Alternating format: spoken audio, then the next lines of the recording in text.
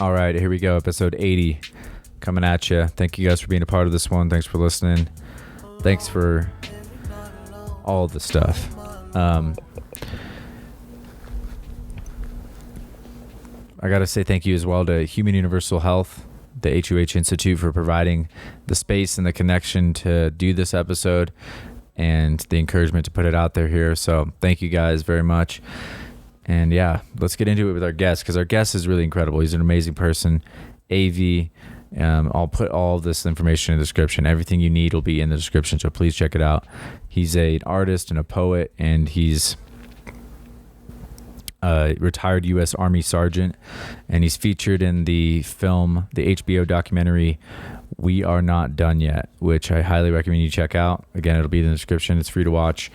And just profiles him and some other veterans working through and processing trauma and PTSD at a workshop that they are just kind of following through I don't know, the course of a few weeks, I'm sure. But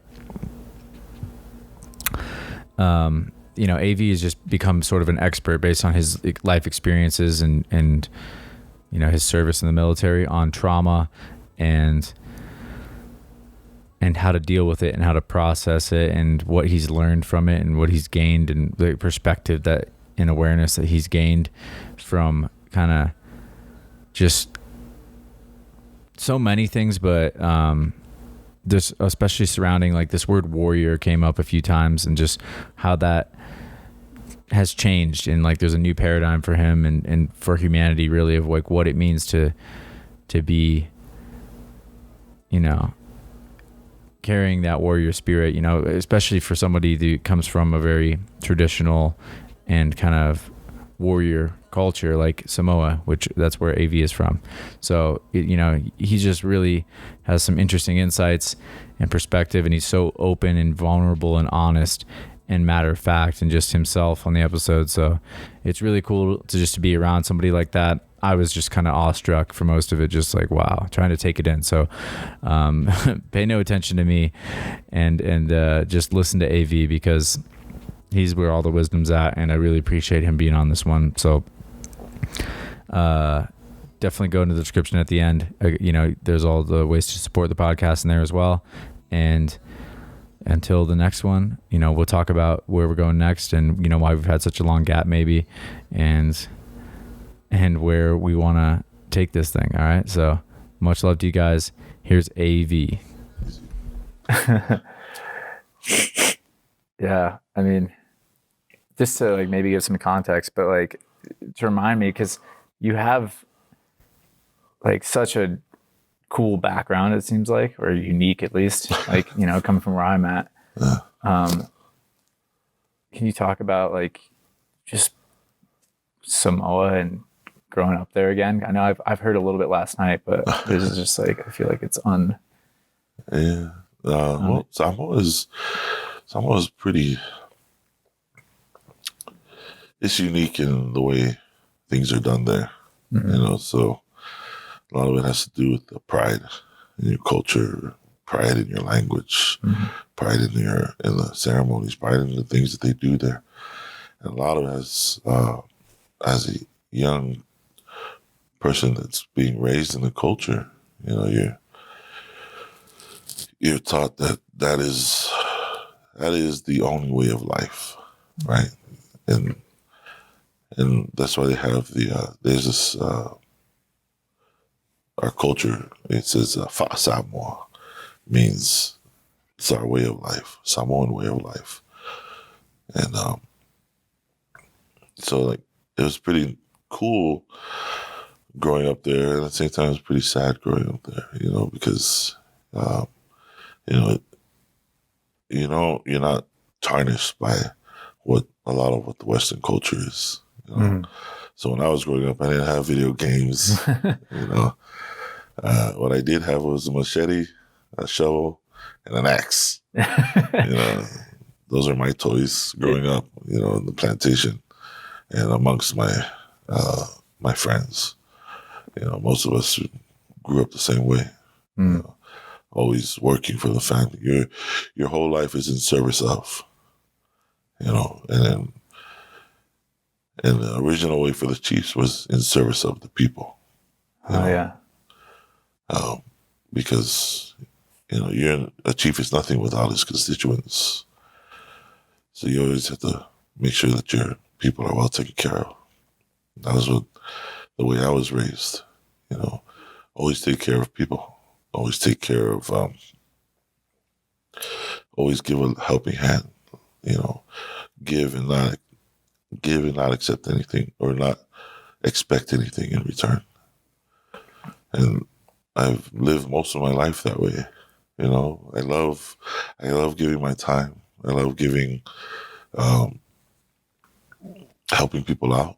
I love doing all of the things that help other people better their way of life or their quality of life. But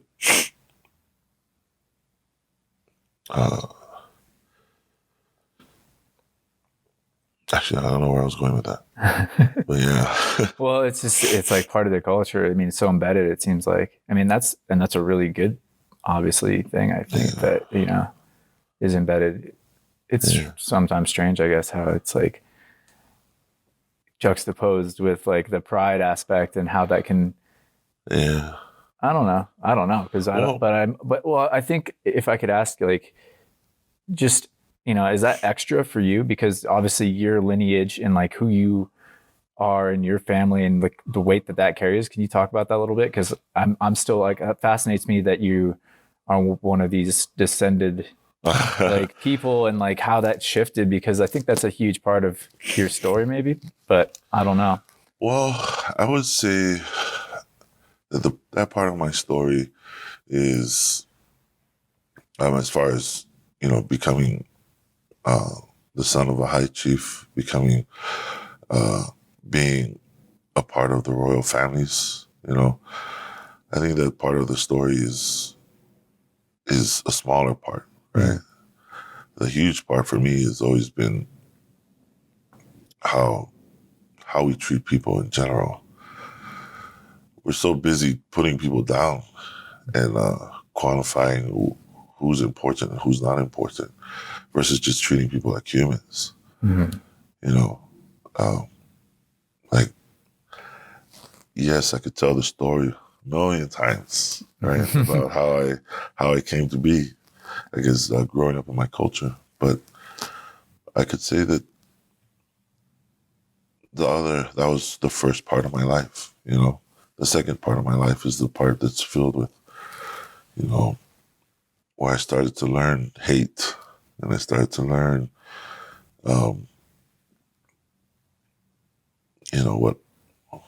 what it means to be racist. It was different when I didn't know what racism was growing up. I didn't know anything. I didn't have hate for anybody growing up either. Did I have people I did not prefer? Yeah. Who doesn't? But when I came to the States, that was a huge, huge eye opener for me.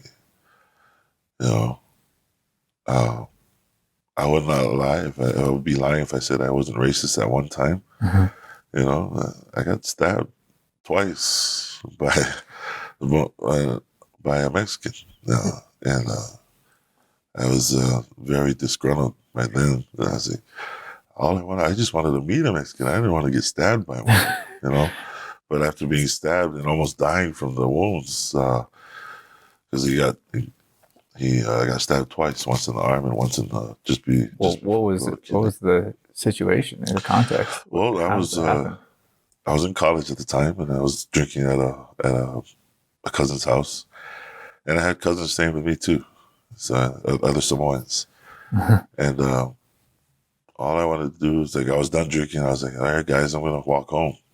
So I started walking home, and as I was walking home, there was this guy standing on the train tracks. The guy standing on the train tracks, either side of the train tracks were these housing areas, which I really didn't know anything about.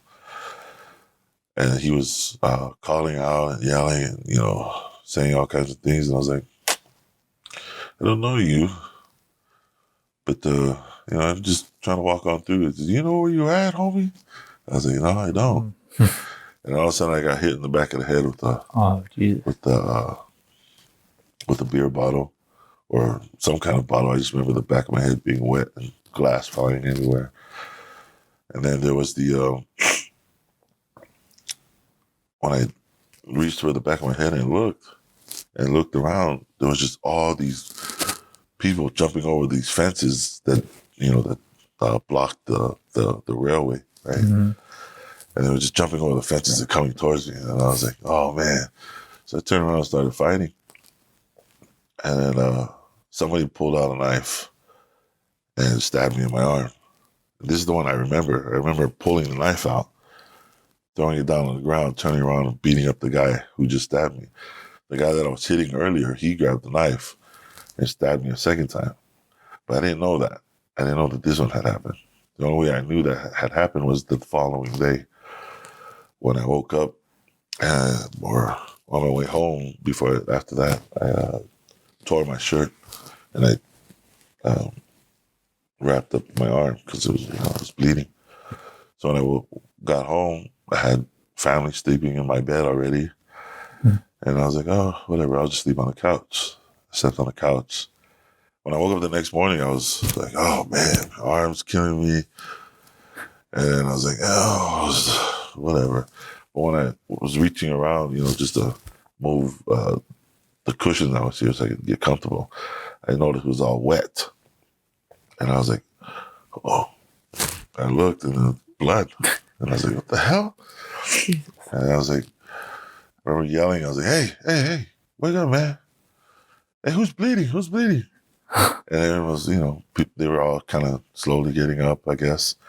And as one of my cousins came out of the room, that's when I found it. And I stuck both my fingers all the way in. And I was like, oh, man. Oh. And I fell down. Jesus, man. I can't. Just like, I mean, that is mind-blowing. Like, you can just be like, I didn't know, but damn, I got a stab wound. It's pretty big. And these guys, at the time, this whole warrior race, being weak isn't a thing, and showing mercy is not a thing either. So, what we do to displace that is we laugh. And then, so all my cousins were laughing at me, and my friends were laughing at me. I was like, don't laugh, you assholes. Call an ambulance. So they took me to the hospital. Got to the hospital, and that was when the doctor was telling me, man, you were so close to dying. Whoa. If I had gone just centimeters to the left, I would have been dead. Because it would have hit. It would have hit my kidneys. Oh, wow. Jesus. And so after that, I had gotten the people I wanted to meet now became this irrefutable enemy, And it just came over me all at one time. That was my experience of being racist. It's like, oh my gosh, I hate these guys. And I made sure that everybody in Arizona, when I was going to school, all the Samoans there knew it. And so this huge thing started to happen. If you were a Mexican male walking across the street, going the complete opposite direction of me, and I happened to turn back and see you, I was walking across the street to go get you. Damn. And so, that was my first experience there. And then also, the second experience was actually a weird one. It was, I was taking a road trip with some of the football teams, football members. And we were going across, and we stopped in this small town in New Mexico. And this place was called the Coffee Cup Cafe. Mm-hmm. And I was like, man, let's go get something to eat, man. I had a black friend of mine. His name was CJ.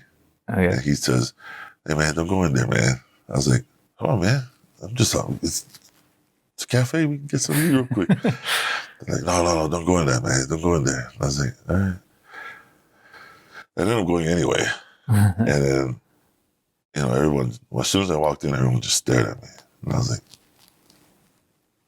interesting. Can I want to just buy a couple coats, you know, for the road. And they're like, no, you ain't welcome. You need to get out. And I was going to say something else, but CJ grabbed me and said, come on, man, I told you not to come in here. So I was leaving, and they had to explain it to me because I was totally oblivious of it. Mm-hmm. As we were driving away after fueling up, he said, did you see the sign? I was like, yeah, it's Coffee Cup Cafe. Did you see how it was spelled? Yeah, Coffee Cup. Oh. I just got it. All the C's were replaced with K's. Yeah. Oh, man. And so he was explaining it to me, and I was like, oh, man. He's like, you're a dumbass, man. Where you from? I was like, Samoa, you already know this, man.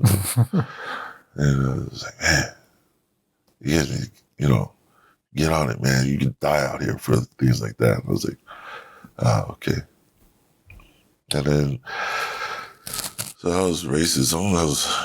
And then actually running into hate at the same time, you know, and it was funny because like after I joined the military, that was the first time I actually, I still didn't like Mexicans at the time when I joined the military. But man, does the military work in mysterious ways. They bunked me with a Mexican kid. And so and I'll never forget this guy's name. His name is Almaraz. This guy was getting punked all the time. He was getting beat up all the time by this white kids. And I was like, I don't care, man. Beat him up, you know. Mm-hmm. But as basic was going through, I was like looking, I was like, why don't you ever defend yourself? Finally asked him. Yeah. Why don't you defend yourself? He goes, yeah. And he says, because I don't want to get deported. And I was like, deported? Why are you going to get deported? I was like, aren't you? He says, yeah, I'm not American. I'm just here. I'm trying to get, become a citizen. And I was like, so there's a difference between you guys? You know, I thought Mexicans are Mexicans. He's like, no, I'm from actual Mexico. I was like, oh. So from there, we actually became friends because I told him, like, don't worry, man. Anyone messes with you, I'll take care of it. You know. Mm-hmm. So, and me and him became really, really good friends. I lost track of him after a couple of years. And hopefully one day our paths will cross again. It'd be really nice to reunite with that guy. But it was because of him, you know, my hate went away. Yeah. Know? And it was nice. It was nice not being burdened by that hate, you know, or fueled by that anger, you know. And then, let's see. And you get the military-wise, even more hate happens when you're not accustomed to it. You know, it just happens all of a sudden. It happens to even, you know, the most, you know, kindest of people. Especially when you're serving overseas. When you're serving overseas, you know, essentially you're brainwashed anyway because before you get there, you're told all the bad things. You know, especially like, so we're dealing with Muslims, you know, and it's not separated, you know. There's no separation of what they're teaching you or what they're planting into you.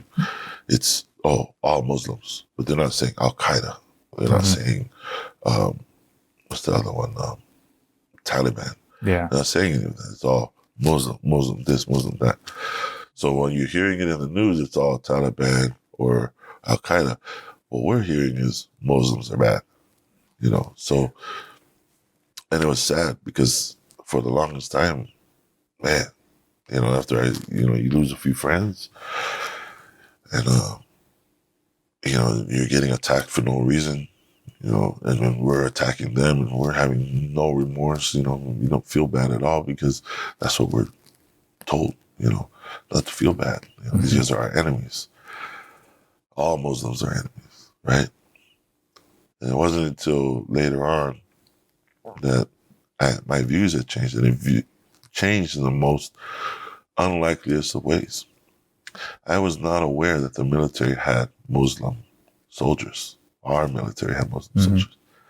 I thought everybody here was just we just categorized each other as Americans. And I asked one of my friends, like, I just noticed, actually I've been noticing, that whenever we have pork, you don't eat. I was like, he's like, yeah, you're right, Sarnay, you're right. Is there a reason why you don't eat? I was like, no, I just don't eat pork. Man, only people I know don't eat pork are Muslims. You ain't Muslim, are you? And he goes, I was like, no shit, you're a Muslim? He goes, yeah. Yes, sir. I was like, why did you tell anybody? He goes, because I don't want to be hated. And the fear, him fearing to praise his God in a place that's supposed to be, in an army that's supposed to respect all religions, that was kind of sad. And that was how I changed my mindset there. And I started telling the troops, like, hey, man, know who our enemies are. It's not Muslim. It's not Islam. Our enemies are the people that are out there, Al-Qaeda and Taliban, not just random people. And once I was able to distinguish the two, that was where the trauma started to come and mess with my head, because I started to feel bad. I was like, how many of these people are we putting down? How many people have I put down? And they weren't even part of anything. They were just civilians. But our hate that is put into us drives us to not care. Yeah. Well, do you ever, and then you think about like what they're being fed about you and about how they might be having that same. I do. We're like, because I don't know, I've never been in the military, but I think it's like, I think you said in the film even that there's like parallels between the military culture and like the Samoan culture. Yeah. And just kind of like how there's just a very specific message and there's a way to be. Yeah. And then part of that maybe, at least in the military, it seems like is, well, I don't know how you feel about it, but. Yeah. Well, I did.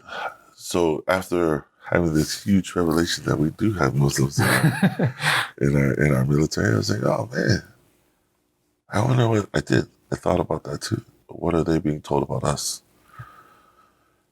And of course, you can't just get the direct answer just by talking to any local, that you meet out there. But after working with certain factions that we have, or certain other groups that we have that work together simultaneously with the military, you kind of get the full picture, And I was explaining that to people now with the current crisis that they got now in Iran. What we hear and see from the media is two totally different things, and that's what I kept telling my parents while I was gone. Whatever you hear on the news, don't believe it unless you hear it from me. And of course, your parents are your parents, so they're going to worry about you no matter what, and they're going to look at the news, and whatever the news says, they're going to believe because it's the news. It's supposed to be the ears around the world. What I've learned is that they're full of crap. They'll tell you anything to keep their ratings high. Right? Yeah. So now we have this Iran thing going on, right? And everyone's saying, why? Why should we care about Iran? We should just go out there and nuke them. Well, nuke them for what? I can tell you right now, most of those people out there, they don't hate us. They hate the things that we do, but they don't hate America, And so I was telling some of the groups that I go to and talk about it, they're like, nah, man, you're anti-American, man. I was like, really? You know who you're talking to? I was like, yeah, man, it just felt right to say it. I was like, okay, well, I know it feels right to say it, but do you know it's true? I was like, yeah, you're right. Sometimes you gotta feed a different way, you gotta find a way around the madness to tell a story or to tell other people what's going on in order for them to even listen. It's just like me. You have to go around this whole bias of what I thought, Samoans are. Like Samoans are the greatest people on earth. Mm-hmm. We're the greatest culture on earth. No one's better than Samoans, Mm-hmm. And then I come through and I learned that it's not which culture is better. It's just, can we treat people like people? Can we be humans to other humans, Mm-hmm. So I don't think I don't know. It's just weird. It's long, it's just a huge slippery slope. No matter what you do, no matter what direction you go. If you draw on lines and dividing things and being like, all right, we're great, you're not, or that's patriotism, this isn't, and like, and why would you even want to be a patriot of that kind? Like, anti-American, what does that mean? Is that more important than being anti-human? And it's true, and or anti, And it was bringing one of my escorting one of the fallen soldiers home once. I've got paint thrown on me. I've got dirty diapers, thrown on me, ruining my uniforms. Because people say, well, we hate the military. Well, you don't hate the military. Hate the people that send us over there, send us to places, or don't even hate them. Just change policy, But being out there and making us all feel bad when we already have this guilt, doesn't help, And to be honest, most of them are contributing to, the suicide crisis that our military has now, because they don't understand. They don't want to understand. So we turn around and whenever our veterans try to reach out, the first thing that they are received is like, oh yeah, oh well, it's your fault. You're the one who joined the military. Or, oh man, you should suck that up, man. Be a man.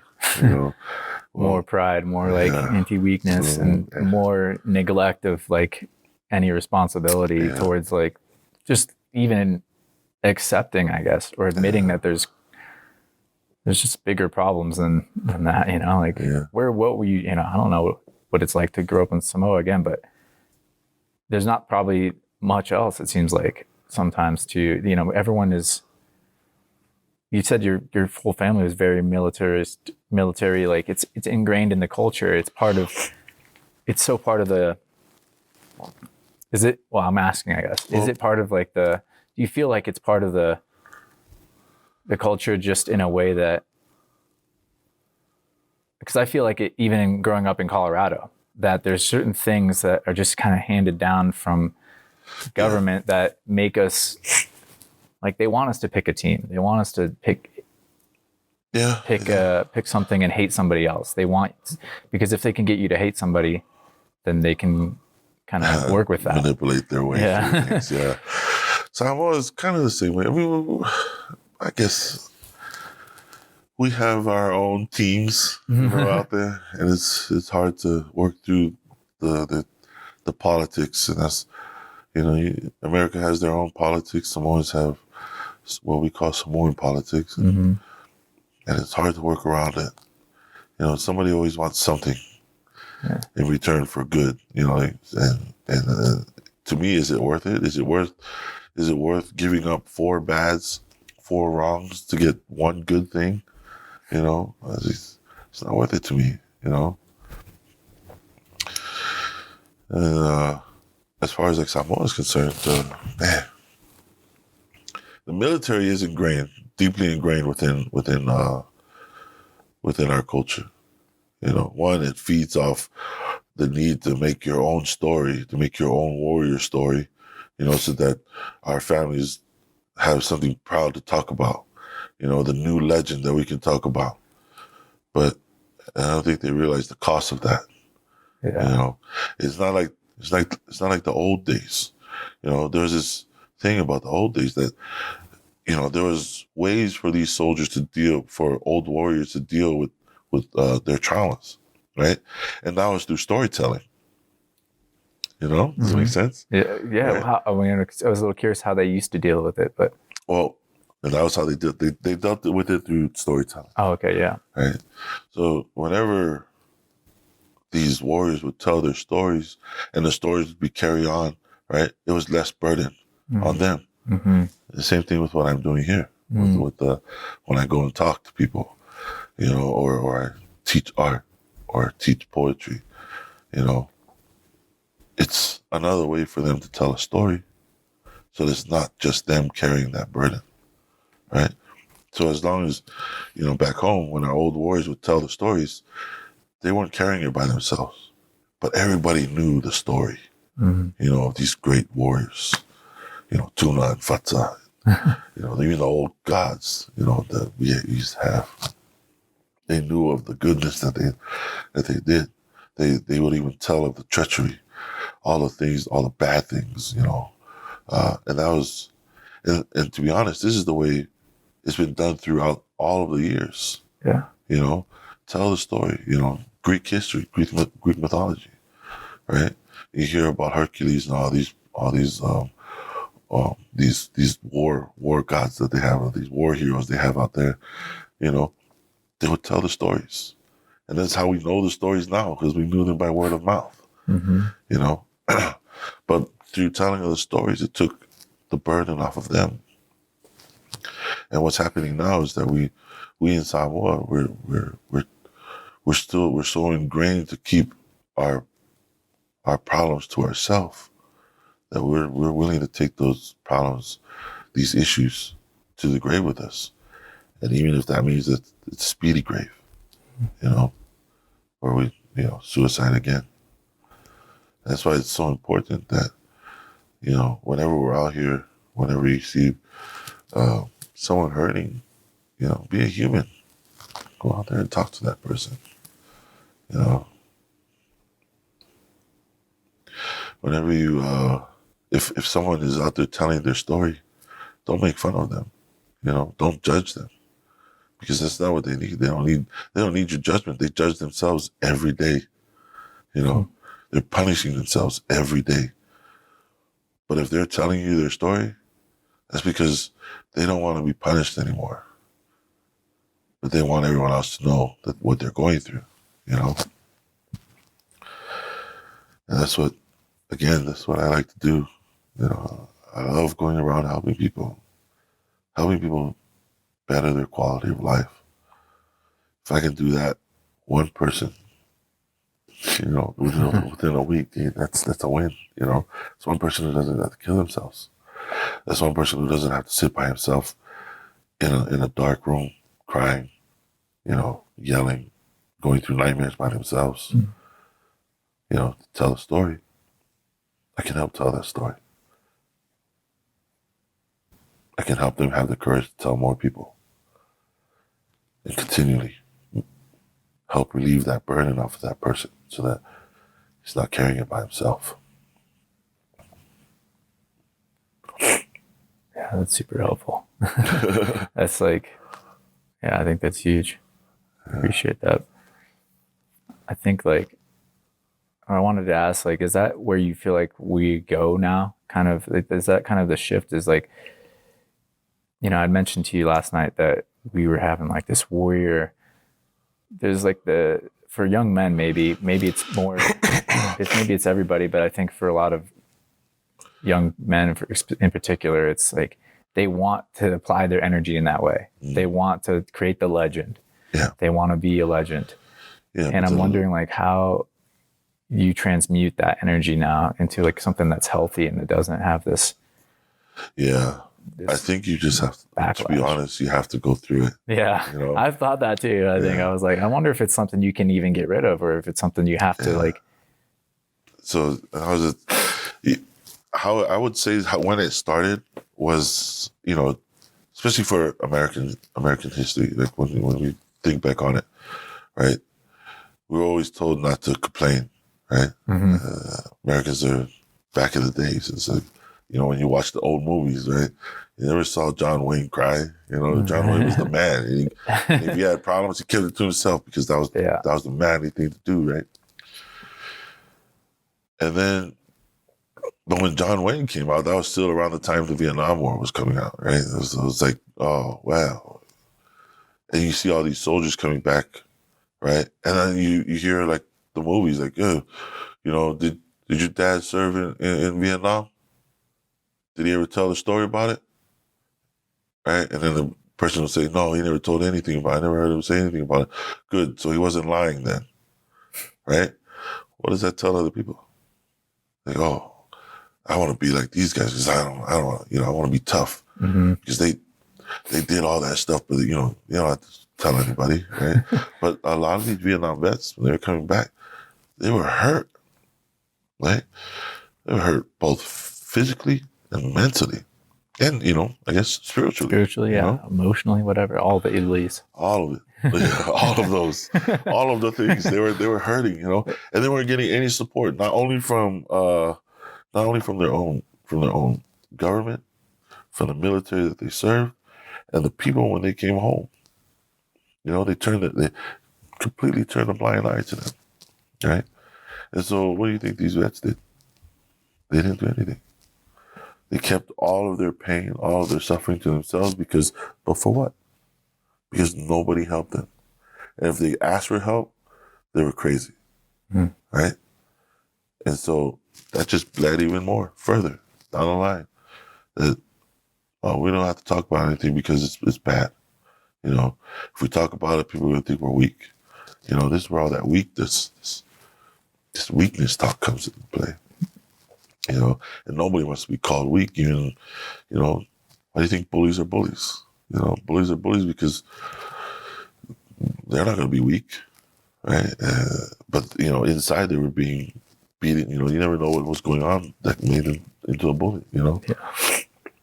And, but I think this is where, like, if we want to try to help, help them with their traumas is, stop telling them the stories. Like, stop telling them not to talk about things, stop kicking people, stop punishing them for coming out and saying that they have a problem, I know some people that are in the military now, right? Their careers are ending because even after they were promised that if they told their story or if they sought mental health, right, that it wouldn't hinder their careers, right? Yeah. And all of a sudden, as soon as they open their mouth, they're on their way out. Why are we punishing them? We want to stop suicide, but you're turning around and kicking them out for opening their mouths, right? Why? Why are we punishing our soldiers? Same thing for our. That's for the male and female alike. Across the board. As soon as you have a problem, it's easier to discard, right? Make it someone else's problem. So if we can stop doing that, and I'm not saying that, and that's the thing, is like, and stop judging people, stop saying that, oh, well, I don't believe this really happened to you, or I don't believe you were really sexually assaulted. I think you're just making this up. Or I don't believe that you were, beat up, you were abused by your parents. I think you're just making this up. It's not your place. It's not your place to say who, or whose story is right, or whose story is true, and whose story is false. It's not your place. But your place is to sit there, take it in, understand it, and try to help that person. Because even if that person was lying, right, that person might be going through something, but it's still, there's always something that led up to this, But if we shut that down, we're going to shut down the reason for anyone to want to talk, It's, I don't know. I wouldn't know how to deal with it, but I do know that, like, for those that are going through it, day by day, know that know that there is a tomorrow if you want the tomorrow to be there. Know that there are people out there that want to support you, that want to help you, but you're not going to find it if you're in your room. You're not going to find it if you're isolating. You're not going to find it if you go to the wrong crowd. There are people out there that want to hear your story and they want to help you project your story out to the masses. And if you're scared, I was scared too. I was scared too. Yeah. But the more, and that's how we know how much grief and how much that story made you a slave. It enslaved you. It turned you into some person that just, you felt that you were unworthy of the things. You were unworthy of life. Oh, man. But again, if you find those people that want to help you, man, I can tell you, you're on your way, not to healing, right? Not to saying that you're 100% cured. I don't think you, to be honest, I don't think you'll ever be 100% cured, but you are on your way to a better quality of life. You're on your, and I would always say that there are those people that are, most people that have, had some kind of trauma in their life, right? They're trying to find normal, right? But why are we trying to find normal? We should be trying to find a new normal, the new norm. What makes you a better person than you were then? Yeah. At least me. That's where I'm going. I'm trying to find a new norm. Yeah. What's the new norm, AV? The new norm is helping other people become better, having a better quality of life. Yeah, man. Yeah, that's right on. Yeah, I think that's huge.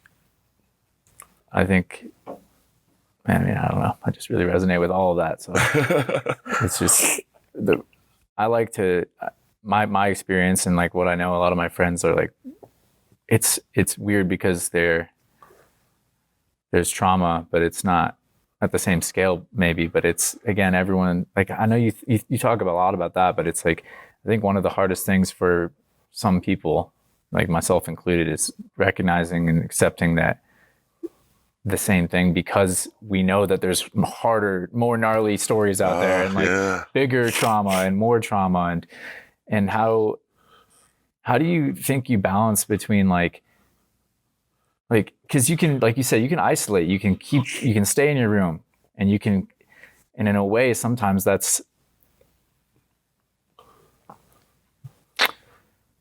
just keeps cycling the trauma over, right, like, through your mind. Like, I guess is that accurate? Like, you just need to get it out there. Yeah, because it's just you. So it's just you locked in a room with your own thoughts, right? When you're locked in your room with your own thoughts, what happens? The thoughts, they're more frequent, right? Because you got no one to talk to, and you're trying to, you want to get it out. Yeah. So your mind just starts cycling it through, right? And because you don't have anyone to tell, your mind starts to add things to these things, right? Not necessarily adding to the trauma, right? To what happens during the trauma, but what's happening is like the negative, the depression part starts to kick in, right? We're saying, oh my goodness, all this happened to me. Am I worth it? I don't know if I'm worth it. Do I even deserve to live? So many negative things start to pop in on top of the trauma that you're trying to overcome in your head, right? The reason why you're isolating, right? All of these things compounded on top of that leads to bad juju, right? It's horrible. Now, going back to, you did touch on something that I think is very important. Okay. No trauma is more important than other trauma. I'll tell you that right now. Anyone who tells you that is lying to you. Anyone who tells you that my trauma is more important, yours is nothing, is lying to you. That just leads to how hurt they are, right? Anyone who comes out to you and says, oh, that's not trauma. that person suffering from trauma just doesn't know how to deal with it, right? I think where people get confused is everyone thinks that, oh man, my trauma's not as bad as that person. Yeah, it is. Was it bad enough to alter your life? Yes, right? Did it alter your life in a significant way, or it started to change the things in your life and within your lifestyle? Yes. What makes that any different than the most gnarliest thing that you've ever heard, right? I'm using your word. Gnarliest thing you ever heard. Yeah, I mean, right? it's, yeah. Nothing. Because the same process that you're going through that you think that is not important, not significant, is the same process these guys are going through, right? No trauma is more important than the other. No one trauma is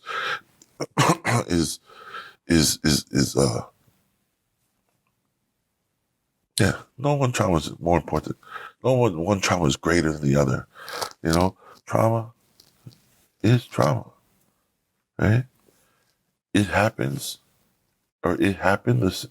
It happened. Your trauma happened, but the thing that got you there was, what did it do to your life, right? And if you talk to anyone who's had trauma, it did the same thing to them. It was just something that significantly happened in their life that forever changed their view, right? Forever changed their quality of life. How is that? What makes theirs any more important? What makes mine more important than yours? If we bring ourselves to a level playing field, people are going to want to talk about that, But as soon as we disregard anyone else, because we think, oh, that's not war trauma. What are you talking about? So your dad hit you a little hard. Oh, really? How's that trauma? Did it change that person's life? It did. Doesn't make it any more important, any less important. You know what I mean? Mm-hmm. That's another thing that I try to push out to people. And that's a hard thing to wrap your head around. I mean, it is. It is. Don't get me wrong. It is. Because that's part of the message. That's part of the that's just weakness or something. That's just, you're playing the victim. You're not like, whatever, you're there's a million excuses your mind can come up with to not deal with the trauma, or to hold on to it. Yeah. And it's hard because everyone says, oh, you just got to get rid of it. You got to forget about it, Yeah. All right. Have you ever met anyone who wasn't? Who was what? Who was unaffected by trauma?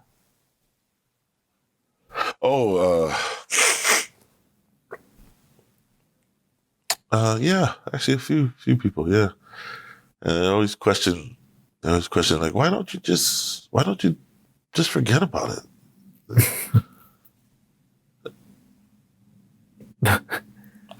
All right, guy.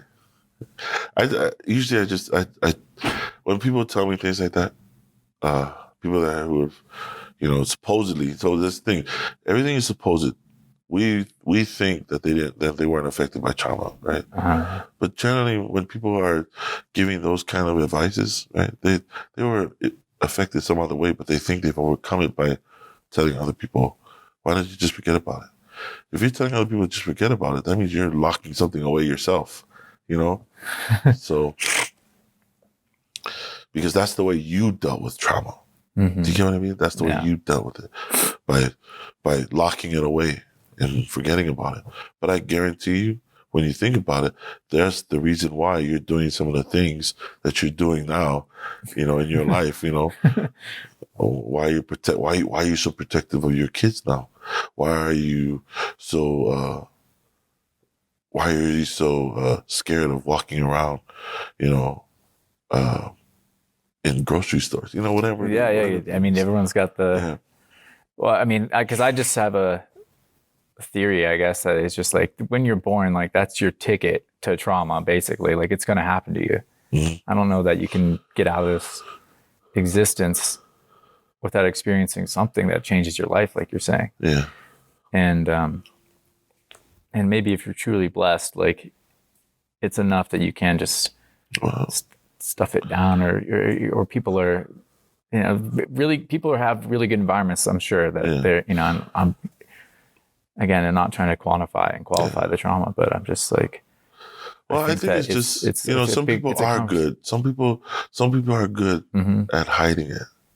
You know, and for the longest time, I was great at hiding it. You know, Yeah. you could never know. You would never know I had a problem.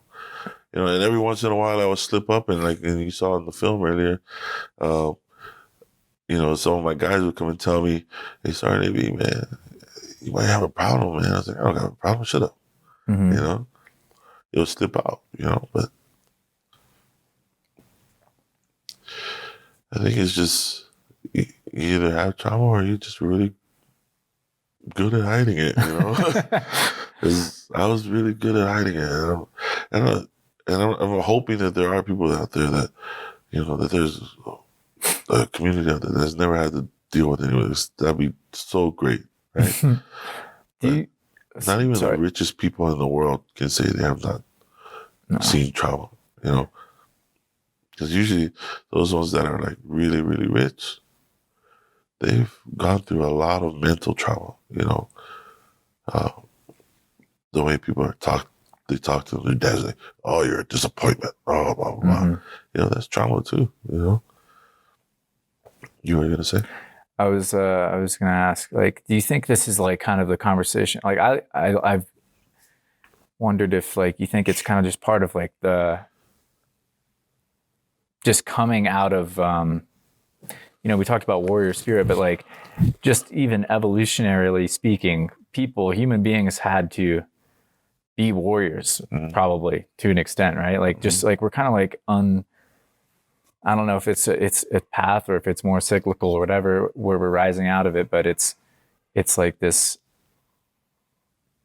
like the human race almost, I feel like, has this trauma that we're starting to all process now in some ways. Like, people are getting, because we've had to, existence has been violent probably, Right. you know, like in every way, and it's just getting slightly less, and now it's less violent enough that we can really start talking about it. Because, you know, even just generations, like in people coming back from Vietnam, they just kept it all the way until they never got out. Well, I would say, and remember that there are many different types of warriors, right? The warriors that we all know as true warriors out there on the battlefield fighting, right? Yeah. What about the scholarly warriors, right? Those ones that educated themselves, and but they were able to teach, you know, different things. You know, that's a warrior there too. You know, how to live how to live on the land. You know, those are there's so many different types of warriors, right? Right now, I think the age that we're living in is the warrior, right? We're living in a warrior of knowledge, the knowledge warrior, right? And I think that's where we're at right now. You know, we want to, you have all these warriors that thought being the badass was the thing that you needed to be, but once they went through it, it clicked. You know, war isn't what we need. You know, we need a little bit more understanding. You know, and we need more people out there to talk about things. You know, and it's not just war. You know, it's not just war that we need to talk about. We need to talk about why is it that, you know, why is it that women they're the only ones that can bring life into this world, right? They help raise our kids. They give us names. And yet we disrespect them. We throw them aside. We cast them away. We rape them, murder them. Why? You know? So these these people that these women out there that are doing the same thing out there, telling their stories, man, that's a different type of warrior, They're being a warrior right there. And for men to do it too, be out there trying to, understanding and trying to be there with them. Those are warriors too. Because, all warriors need support, right? 100%. Yeah, man. yeah, big time. I mean, I appreciate that. Yeah, I think that is just really cool. Do you think it's like the shift from that focus on yourself to the focus on that service again that helps like get through that transition? I think so. Yeah. I think for me, yeah, it's helping me find a better quality of life, helping me find a new norm. Mm-hmm. Getting out of my own head and essentially pouring it onto yours and hoping that you're going to want to help me, and it seems, if people are going to say, well, that's kind of selfish, right? To, share your burdens. Mm-hmm. Is it selfish? Is it selfish? Because this tattoo, actually, right? This tattoo, the tongue, right? It's actually supposed to be done by more than one person at a time, right? And the reason why they do that is because male or female, when you get this tattoo and you do it together, the people that you do this tattoo with, those are your new brothers and sisters. They are the ones that are going to help you carry the burden of the world with you. They will share that burden with you. That for the tattoo, Why can't I share my burden with other people? Mm-hmm. My trauma, in whatever form it takes. Why can't I share it with anybody else? Because everybody needs support, right? Yeah. That's a new way I'm going to explain this. I like it. Yeah. It's the truth. Yeah. It's not trauma. It's not a burden, it's the truth. I think like most people want to know what's really happening. I think that's why I think it's so cool you said it's the knowledge age, or because it's like we're actually finally all coming out of the woodwork and being like, this is what it's like. And we're like able to actually go, oh, okay, we're all in it together a little bit more than we realized, because everyone was just sucking it up and pretending that it was all okay when it wasn't. You'd be surprised how much people have in trauma in common when it comes to trauma. Oh man, it's ridiculous. Because we just choose to not tell people because we don't want the stigma, right? Oh, that person is crazy. Oh, that person's she got raped. She's a whore, or whatever it is that comes out of people's mouths. Nobody wants that, That's the other thing we need to stop is stop putting stigmas on people, Stop telling them that this is horrible. It's just horrible thing to do. It's counterproductive, Yeah. Yeah, I'm hearing you've said like make space. That's really all you can do. Don't put a judgment on somebody. Let them tell their story, and just that's your job if you want to help. If you don't want to help, go be somewhere else. You don't have to do it, but if you're gonna help, that's the help. Yeah. And then if you're someone looking for somebody, do you have any advice on how you can find someone that is gonna make that space for you? Well, because I think partially that's why people get isolated, right? They don't feel like anyone's making the space. They don't feel like anyone will understand or try to understand. And so, and then the more they go out there, they hear in the judgment and come back and they're like, you know what, fuck this. I'll go back to my room. At least I won't actually, I probably will judge myself, but at least I won't have to hear it times 10 with other people. The thing is, I can't tell you how many people I've gone through, right? how many groups I've gone through.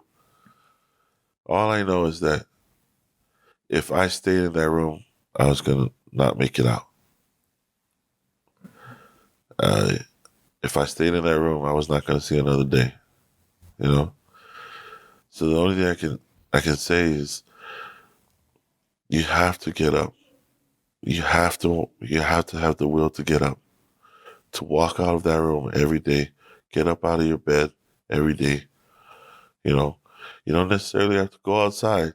You know, sometimes you can just find someone by calling, right? But I mean, when I find people by the most oddest things. You know, I'll walk around, and like say I'll see like there's a volleyball game posted, you know, or like there's a players want it. You know, I was like, all right, I'll go play volleyball. You know, but if we stick to what we know, yeah, you're not gonna find anything, right? If we stick to like going to just random little things, we're not gonna find anything. But if we go out of our comfort zone, which is one of the harder things to do, right? Get out of what we know and start walking and trying to figure out what we want.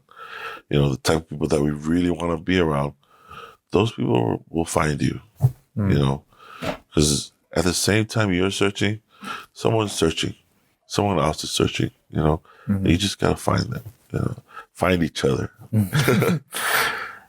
Yeah, that's beautiful. All right, man. Well, I don't want to take up your whole afternoon. I don't know what you're going to do next, but I'm going to go eat. Yeah, I'm with you on that. I'm hungry myself. But thank you for sharing some more with us. And yeah, no problem. I mean, if there's anywhere people can find you, you know, you have a website, so I'll make sure that if we put this up somewhere, we get a bumps, because your story is incredible and we've not even scratched the surface on it, you know? Yeah. And well, hopefully the next time, well, let's see, I'll be in New York. Be in New York at a veterans thing. But anytime I'm around this area, if I'm doing a veterans conference or I'm doing a speaking engagement, I'll hook you up, man. Tell you, come on through, man. Yeah, we would love to always have you back there. No doubt about that. Yeah. Well, I appreciate the time, man. I appreciate yours. Thank you so much. Yeah. I can't stop looking at these tattoos. They're pretty cool. Yeah. Well, little history about the tattoo, right? So, the tattoo, one, it signifies the transition from being a man or from a boy to a man, right? And so, it also says that you are willing to take on all responsibilities from here on out. From the time that the tattoo is finished until you die, it's your responsibility, right? To help move and protect and nourish your family, right?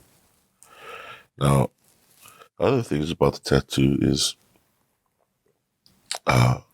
the closer the lines are, the closer the designs are. The closer the designs are, or these lines right here, the closer they are together, the more pain you took. Ah, I see. Yeah. And so the further the lines are, the less pain you took. And so a lot of people, if you have like really wide lines, you see that they get made fun of a lot. And that's why I was really proud when I got my tattoo. You know? Yeah, they pretty much just filled you in all the way there. There is no line. It's just like, that's all pain. Yeah. Is there significance to like the section of your body and like why it's there? Well, so like the main part, right, is the one that's right here on my back. It's called the va, right, or the boat. And that's where the origin of